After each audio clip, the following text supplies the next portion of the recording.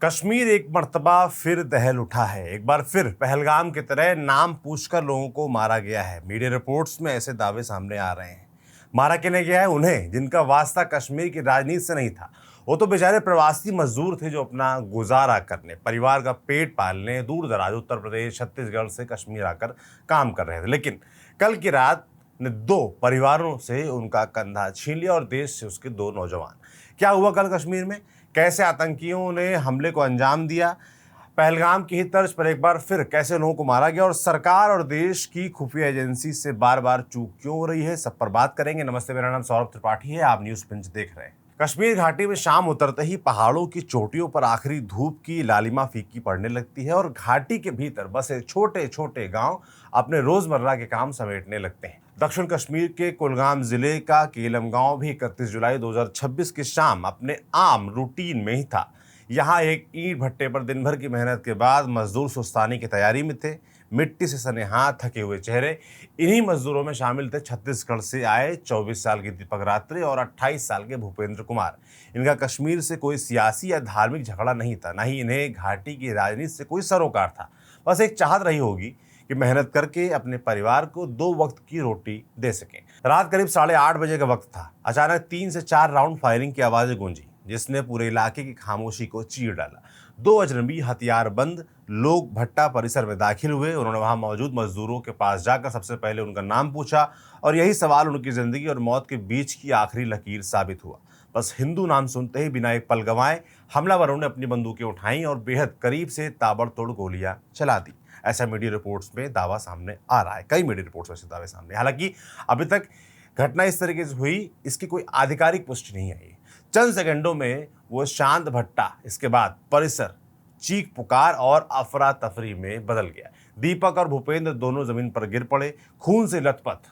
आसपास मौजूद बाकी मजदूर डर के मारे इधर उधर भागने लगे। कुछ छिप गए, कुछ जड़वत खड़े रह गए। हमलावर जितनी तेजी से आए थे, ठीक उतनी ही तेजी से अंधेरे की आड़ में गायब हो गए और पीछे रह गई सिर्फ गोलियों की गूंज, बारूद की गंध और 2 बेकसूर जिंदगियां जो मौत से जूझ रही थीं। डर के बावजूद इंसानियत ने आतंक के आगे हार नहीं मानी। साथी मजदूरों और स्थानीय ग्रामीणों ने बिना पल गंवाए घायलों को उठाया और बेहतर इलाज के लिए अनंतनाग के सरकारी मेडिकल कॉलेज जीएमसी अनंतनाग ले गए। अस्पताल पहुंचते ही डॉक्टरों ने इलाज शुरू किया, लेकिन दीपक रात्रे को अस्पताल पहुंचने पर ही मरा घोषित कर दिया गया।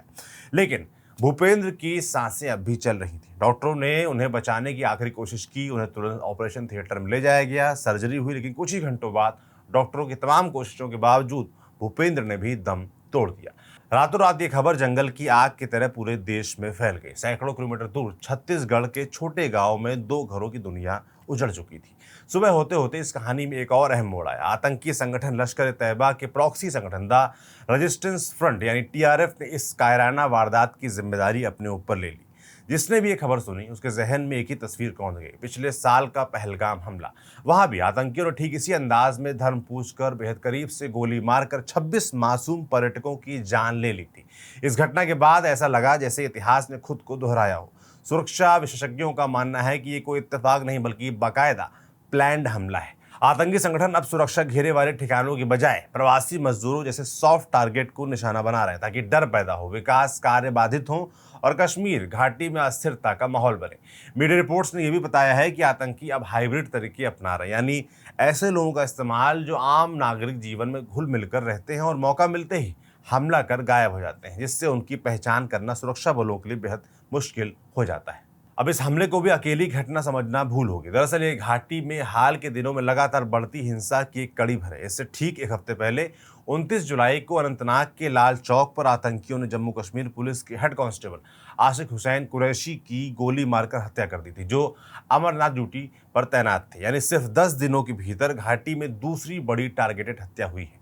पहले एक वर्दीधारी पुलिसकर्मी को निशाना बनाया गया और अब निहत्थे प्रवासी मजदूरों को। यह क्रम साफ इशारा करता है कि आतंकी नेटवर्क एक बार फिर सक्रिय कश्मीर में हो चुका है और घाटी में अपनी मौजूदगी दर्ज कराने की कोशिश कर रहा है। जब ये घटना हुई तो सेना, सीआरपीएफ और जम्मू कश्मीर पुलिस के जवानों ने केलम इलाके को चारों तरफ से घेर लिया। गली गली, खेत खेत तलाशी अभियान शुरू हुए। रात और अगली सुबह आसमान में हेलीकॉप्टरों की गूंज सुनाई देती रही। हर मकान, हर इंसान को शक की निगाह से देखा जाने लगा।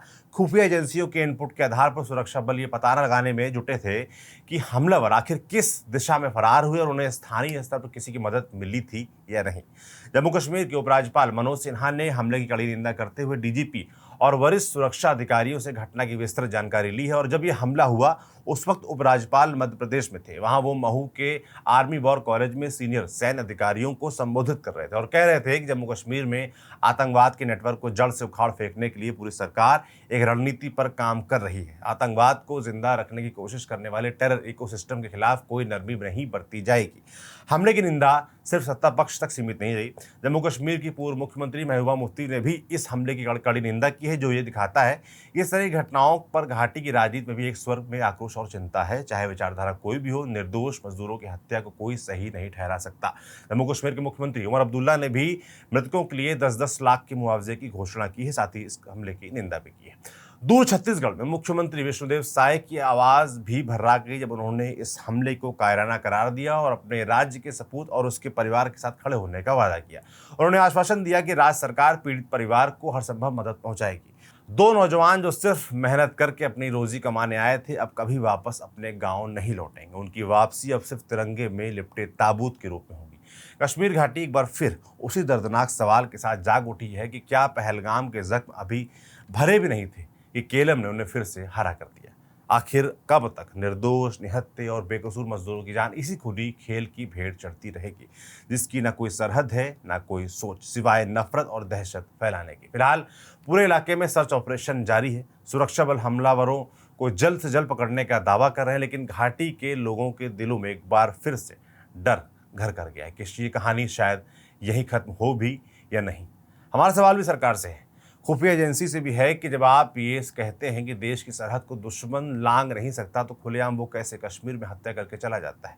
आज तक पहलगाम के हमलावर नहीं पकड़े गए, 1 साल से ज़्यादा हो गए। आपने ऑपरेशन सिंदूर जरूर कर दिया, जो अच्छी बात है, लेकिन जिन आतंकवादियों ने 20 से ज़्यादा मासूम लोगों को मार रहा, आप उन्हें क्यों नहीं पकड़ सके। ठीक इसी तरह कैसे कोई हमारे देश में घुसकर हमारे लोगों को मार देता है और हम देखते रह जाते हैं, बाद में कार्रवाई की कोशिश करते देखते हैं। पहले क्यों नहीं होता ये सब, पहले इसे क्यों नहीं रोका जा सकता। ये सवाल पूछा जाता रहा है और पूछा जाएगा जब तक सुरक्षा में चूक होती रहेगी और इसका खामियाजा मासूम लोगों को भुगतना पड़ेगा। आपका इस पूरी घटना के बारे में क्या सोचना है, कमेंट बॉक्स में लिखकर जरूर बताइएगा। इसे लिखा था हमारे साथी सूरज ने। मेरा नाम सौरभ त्रिपाठी है, कैमरे के पीछे अनुराग है। शुक्रिया।